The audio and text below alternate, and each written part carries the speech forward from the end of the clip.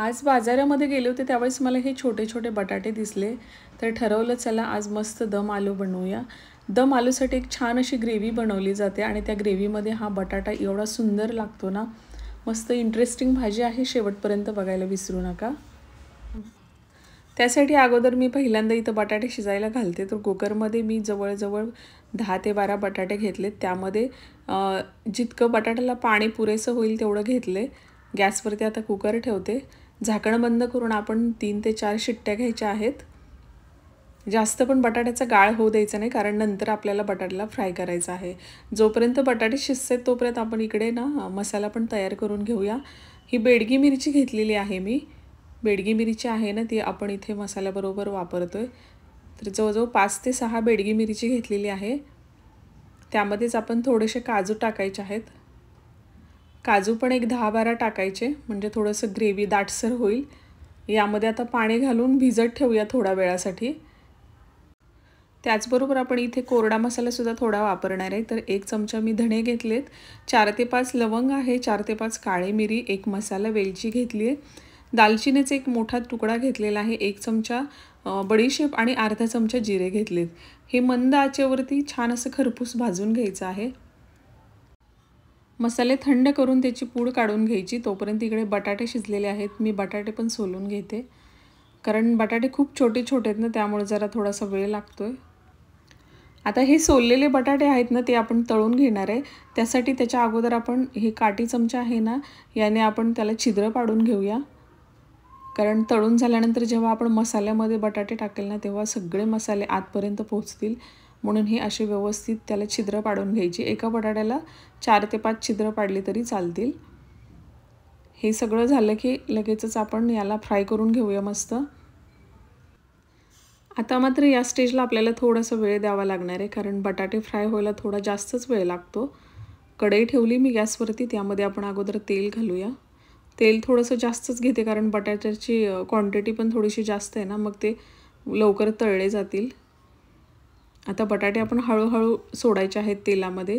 तेल जास्त पण कडक होऊ देऊ नका, नाहीतर ते चर्रकरणं अंगावर येईल तेल. अगदी थोडंसं गरम झाले तोपर्यंत त्यात बटाटे टाकायचे आणि बटाटे सारखे अधूनमधून झाऱ्याने फिरवत राहायचे, म्हणजे एकसारखे ते फ्राय होतील. आता इथे लालसर होईपर्यंत आपल्याला चांगलं फ्राय करायचे, म्हणजे ते भाजीमध्ये आपल्याला खायला पण चविष्ट आणि क्रिस्पी लागतील. बटाटे इकडे होत आहेत तोपर्यंत आपण दुसरा मसाला पण तयार करूया.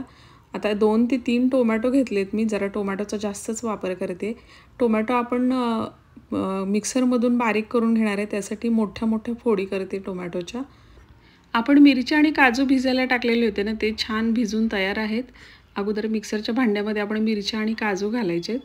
त्याचबरोबर हा टोमॅटो कापलेला, 10 ते 12 लसणाच्या पाकळ्या, 2 इंच आलं, ती छान पेस्ट तयार करायची. हा गरम मसाला पण काढलेला आहे, तो पण अगदी बारीक पूड करून घ्यायची. आपण चेक करूया, बटाटे छान असे लालसर झालेले आहेत. आता हे सगळे बाजूला काढून घेऊया तेलातून.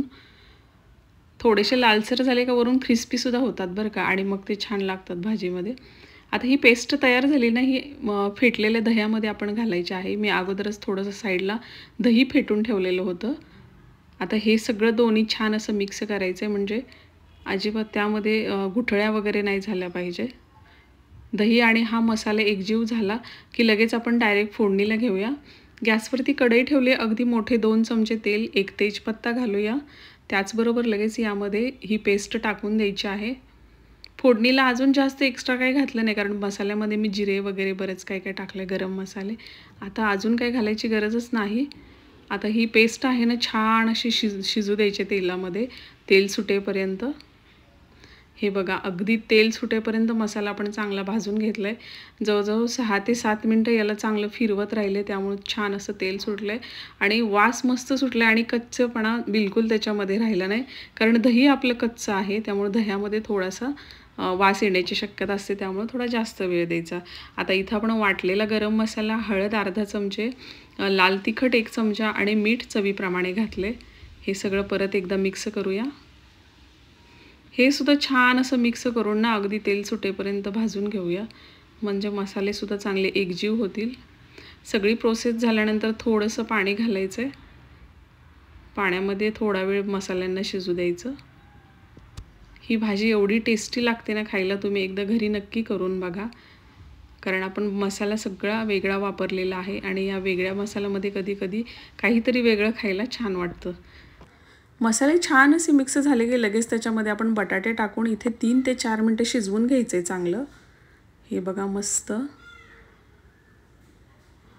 तर बघू शकता तुम्ही 3 ते 4 मिनिटं मी ठेवलेलं होतं. दाटसर ग्रेव्ही झाली. आता 1 चमचा इथं कसुरी मेथी आणि थोडीशी कोथिंबीर वरून टाकली. हे बघा मस्त दाटसर झाली. आता या स्टेजला तुम्ही थोडंसं पाणीसुद्धा घालू शकता. जर तुम्हाला पातळ हवी असेल तर तुम्ही पातळ ठेवा, दाटसर हवी असेल तर दाटसर. मी थोडंसं पाणी घालते हलकंसं, म्हणजे थोडीशी लूज होईल भाजी. आणि बटाटे छान शिजून तयार आहेत बरं का, आणि मस्त सॉलिड भाजी झालेली आहे. ही भाजी तुम्ही कशासोबतही खावा, अगदी प्रचंड चवीला लागणार आहे. आता या स्टेजला तुम्ही ही तेजपत्ता काढून टाकला तरीसुद्धा चालेल. तर अशा प्रकारे मस्त आपला दम आलू बनवून तयार आहे. सुंदर अशी भाजी झाली.